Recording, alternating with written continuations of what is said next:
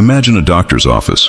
The walls were painted in a dull beige, interrupted only by framed diplomas, as if they could somehow offer comfort for the words about to be spoken within. The air smelled sterile, a mix of alcohol and recycled paper, and the silence was peculiar, broken only by the faint hum of an air conditioner. Eloise Laurent, a woman with delicate features and eyes that seemed to hold an entire ocean of emotions, sat before the doctor. Her gaze was fixed on some point beyond the desk. Perhaps she didn't want to face the gravity of the moment, or maybe she already knew what he was going to say. "It's a rare disease," the doctor said, his tone carefully measured. "It progresses quickly. A few weeks, maybe a month." The impact was immediate. Eloise said nothing. She simply closed her eyes, as though doing so could contain the universe that seemed to be collapsing around her. Within her, a world of dreams, melodies, and applause seemed to scatter, like mist dissolving in sunlight. It was at that very moment that I saw her for the first time. I am Lucius Eternus, the angel of farewell. In shadows I walk, I've been here from the start. I am the hand that seals fate, the end of every heart. I'm no villain nor hero, I'm the peace amidst the pain. My task is simple: to accompany souls in their transition and bear witness to the moment mortals choose what they will leave behind. Eloise, she did not choose despair. She did not choose silence. In the depths of her eyes, something shone: determination, like a flame refusing to be extinguished, even as the storm began. On the taxi ride home, the world outside seemed indifferent to the devastating news she had just received. The streets were crowded, horns blaring like the laughter of a city oblivious to her pain. People hurried by with shopping bags and trivial concerns, while Eloise stared out the window, confronting the ephemerality of it all. Amidst this chaos, Eloise made a decision that would change not only her life, but the lives of many others. She would create her masterpiece, something that would transcend time, space, and even silence. I am Lucius Eternus, the angel of farewell, and this is the story of a mortal who turned her final breath into a melody that will never be forgotten. This is the story of the last song. The studio doors closed with a soft, muffled sound, like the flutter of a tired bird's wings. Inside, the world seemed suspended, as though time itself had decided to slow down out of respect for what was about to unfold. In that taxi, as the city's chaos swirled around her, Eloise had made her decision. Here, in this space that had once been the birthplace of so many creations, she would bring to life what she called her masterpiece, a final song, the summation of an entire life in music. The space was more than just a studio. It was a sanctuary, where art and memory coexisted. The walls were lined with gold records and old photographs, crystallized moments from a career that now felt so distant. The soft light of late afternoon streamed through tall windows, casting a golden glow on the worn wooden floors, while shadows danced to the rhythm of a gentle breeze. In one corner stood a piano, its keys worn with time, waiting patiently like an old friend. A guitar rested nearby, its wooden surface marked by fingers that had once created entire worlds. Scattered across a table were notebooks, their pages filled with unfinished lyrics and melodies, fragments of thoughts not yet complete. Eloise moved through the studio with hesitant steps. Every object seemed to carry the weight of memories. She stopped before a black and white photograph of herself taken at the height of her career. She wore a shimmering gown, a microphone in hand, her gaze defiant as if challenging the world. Now, standing before that same image, she whispered, "Who are you? And who am I now?" From my place, unseen by her, I watched.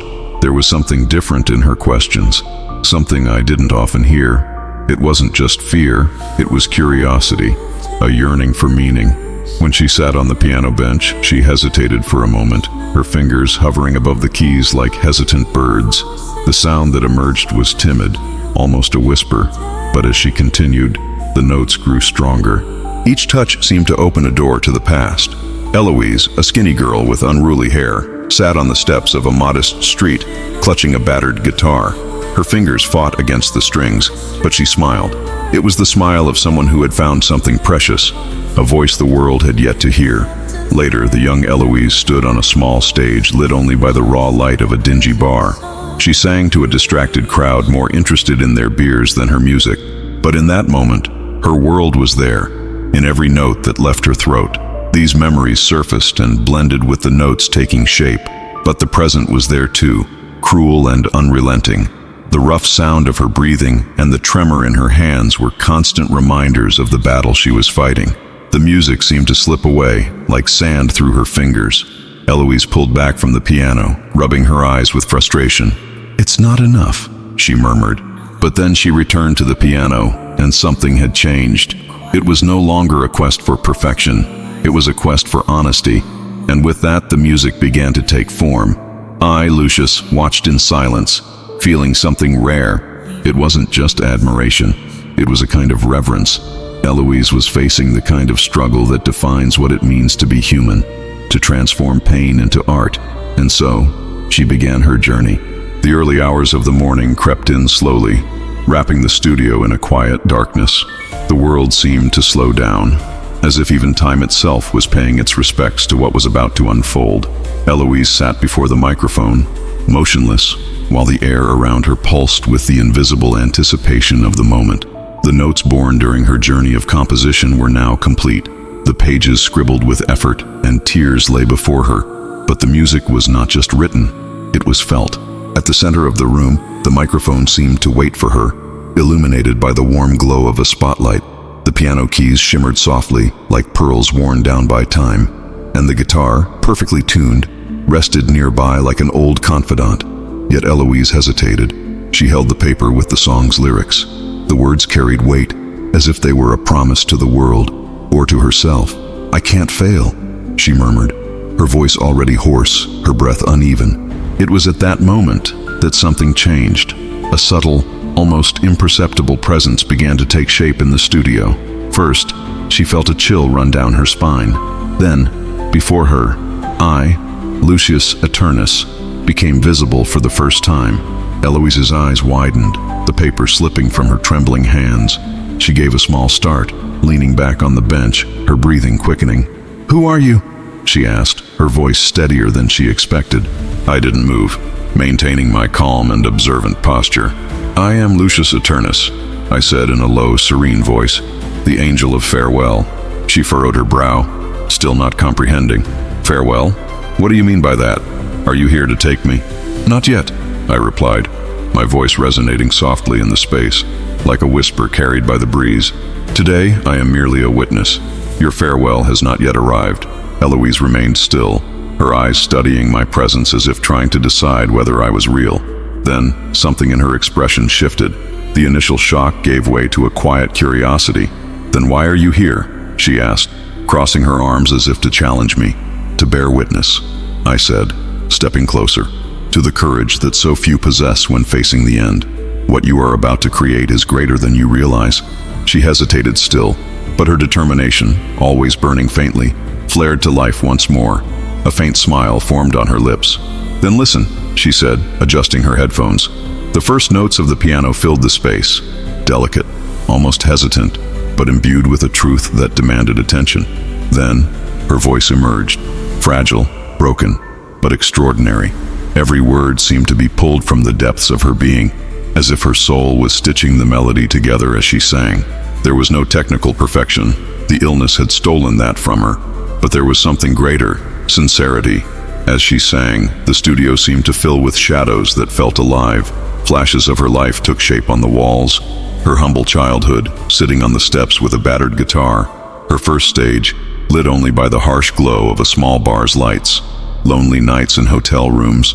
The face of a love she chose to leave behind to pursue her career. It was as if every note was a fragment of her story, stitched into the song now coming to life. Midway through the song, Eloise stopped. Her breathing was heavy. Sweat glistened on her brow, and her eyes glistened with tears. "I can't," she said, her voice breaking, almost collapsing onto the piano bench. "Yes, you can," I murmured, stepping closer to her. "You've done it before, Eloise. When no one was listening, you sang. When they doubted you, your voice opened doors. Today, this song isn't for them. It's for you."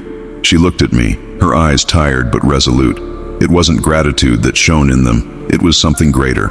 Trust. Eloise took another deep breath and began again.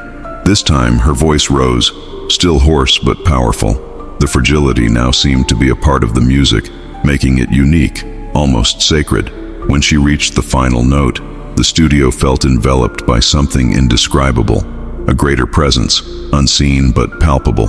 When the recording ended, Eloise remained seated in silence.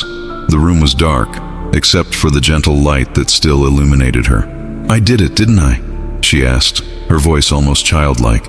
"Yes," I replied, "but you've done so much more than that." She didn't understand, not yet. The silence that followed the end of the recording was unlike any other. Not empty, but laden with a meaning that pulsed in the air, like an invisible breath. Eloise remained still, her body unmoving before the microphone, the headphones resting on her lap. The final notes of her song seemed to linger in the space, as if the room itself refused to let them fade completely.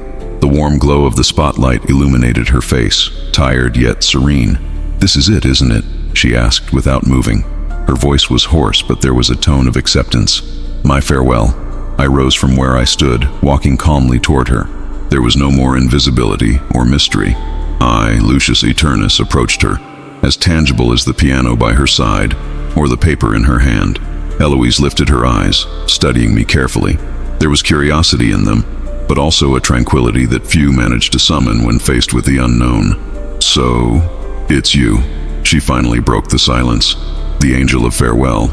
"Yes," I confirmed, inclining my head slightly in respect. "Have you come to take me now?" "No," I replied with the same serenity as before. "Not yet. There is something more that must be done before that." She laughed, a brief and almost incredulous sound, though not mocking. It was the laugh of someone who understood the gravity of the moment. "Then why are you here? To make sure I don't run from my task? Don't worry, Lucius. I finished my song. I've done what I needed to do." I stepped closer, stopping beside the piano.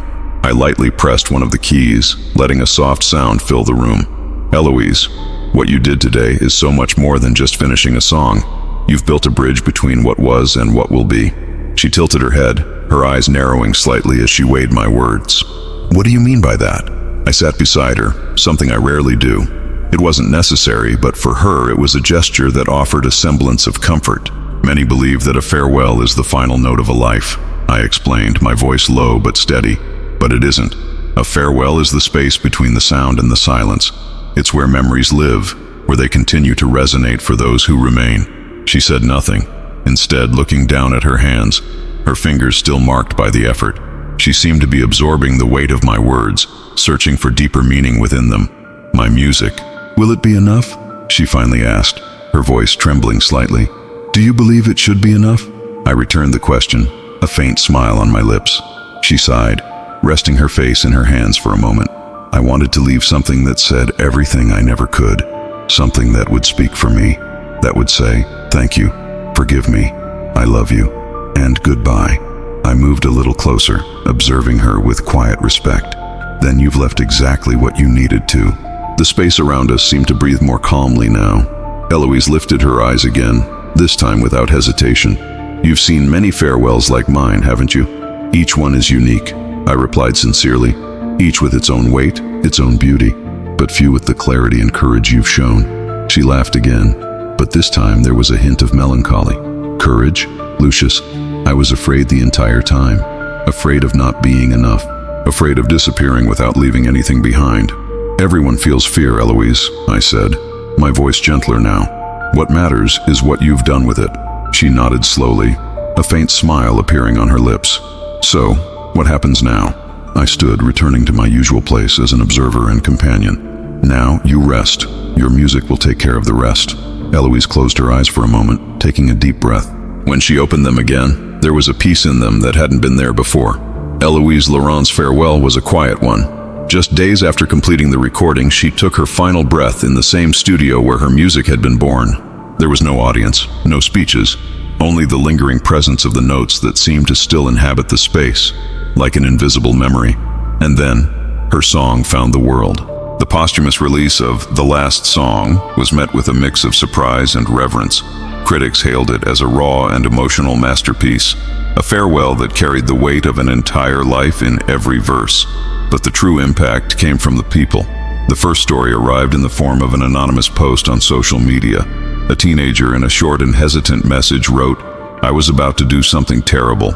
I put on my headphones to listen to one last song, and then something happened.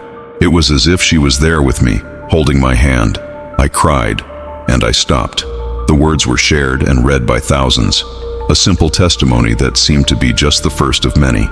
In a hospital on the other side of the world, her song was playing softly in the room of a man who had been in a coma for months. His family, desperate for any sign of hope, had placed Eloise's music on a speaker beside his bed. At the moment the final note ended, his eyes opened. The stories multiplied. Terminally ill patients shared that Eloise's music brought them an inexplicable peace, as if her words and melodies whispered secrets only they could understand. Others described dreaming of a golden field where Eloise gently guided them to peace beyond the horizon. I watched it all from afar, in respectful silence. The impact of her music was no accident. In that moment when I made myself visible to Eloise, something shifted. For the first time in centuries, I, Lucius Aeternus, chose to intervene in a subtle way, not with words, but with something far deeper. I infused her music with divine energy, a fragment of something greater, something even I could not fully explain. It wasn't a calculated decision. It was instinct, born from the profound respect I felt for her. Eloise had transformed her fear, her pain, and her vulnerability into something true. Her song became a bridge between the ephemeral and the eternal. As the stories spread, something extraordinary happened. People began to gather. In a small square in Eloise's hometown, a group of young people brought guitars and started singing her song. It wasn't rehearsed. No one organized it. They simply showed up. Soon, others joined. Some cried, while others closed their eyes, as if hearing something beyond what was there. Vigils began to spring up in other places. People who had never met sat together to listen and sing. Every note seemed to dissolve the barriers between them. Differences in language, culture, or beliefs. To me, these connections were the true essence of what Eloise had created. Her music wasn't just a success. It was a spiritual phenomenon. That evening, as I watched a group sing her song in a field bathed in the golden light of the setting sun, I felt something rare. Not pride, but gratitude. Even the smallest song can traverse the silence of the universe, I murmured to myself. It lives on in every voice, in every heart. What will yours be? Time is cruel to most things. It erases faces from memories, turns feelings into shadows, and silences even the strongest voices. But Eloise's music defied that. Instead of fading away, it seemed to grow and transform, like a flame passed from hand to hand, illuminating the darkest places. It wasn't just a song to be heard. It was a melody that resonated within people, and that resonance, I realized, was changing lives. In the home of an elderly woman, I witnessed something simple yet extraordinary. She had lived alone for years, confined to a wheelchair, with an old radio as her only companion. One afternoon, her granddaughter sent her Eloise's song, saying she had to hear it. When the first chords played, tears began to roll silently down the woman's wrinkled face. She reached out with her trembling hand and placed it on the radio, as if she could touch something beyond the sound. "I thought I had forgotten," she said to the empty room. "Forgotten what it was like to feel something so real." Later, she wrote a letter to her granddaughter. In it, she apologized for being distant for so many years and, for the first time, invited her to visit. Elsewhere, a young man sat on a park bench. He held an old, worn photo of his family. I could feel the weight of his loneliness. When Eloise's music began to play through his headphones, he closed his eyes, allowing the words to reach him. By the end of the song, he exhaled deeply and picked up his phone. He dialed the number he had avoided for so long. "Dad," he said hesitantly, "can we talk?" On the other end of the line, a surprised voice responded, and the young man began to cry. It was as though the walls he had built around himself for years were crumbling with every word of the song. These were just a few of the countless stories that emerged. Letters continued to pour into the memorial from all over the world. One day, a team of volunteers began organizing them into albums, forming a collection that seemed endless. "Because of you, I chose to stay," read one handwritten letter in a faded blue ink. "My mother passed while listening to your song. She smiled before closing her eyes. Thank you. I heard your voice when all I wanted was silence, and that's what saved me." There were also moments that transcended explanation. In the pediatric ward of a hospital, A nurse played Eloise's song to calm a gravely ill child. It was a common practice, something she did to bring comfort. But that day, something different happened.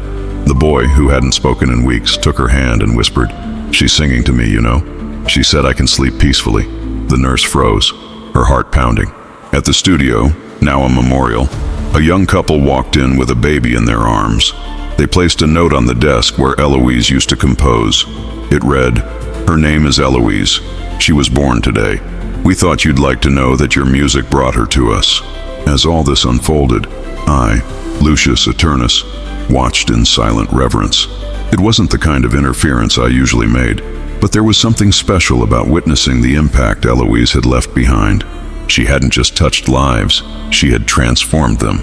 In Eloise's hometown, the mural that had started as timid sketches had become a grand work of art.